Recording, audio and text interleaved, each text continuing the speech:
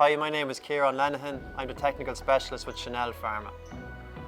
So from a worm point of view, with dairy cows, there's broadly two that we're worried about: lungworm and stomach worm.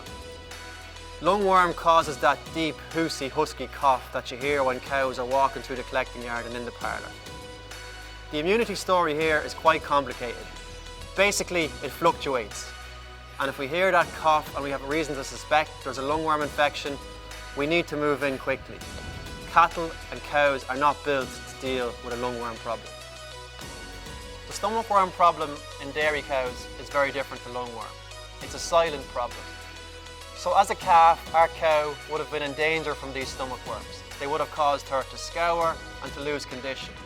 But by the time she's calving down at 2 years of age, she's built up a good immunity to these stomach worms.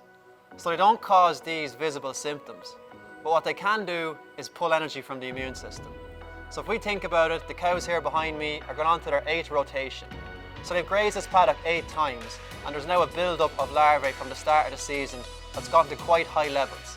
So our cows are taking in more larvae with every mouthful of grass. And her immune system can deal with that, but it must divert energy away from her energy balance. And remember, we want that energy balance to go into the bulk tank, not to the immune system. And at certain points in the year, we can take tests from the bulk tank to see how hard she's having to work.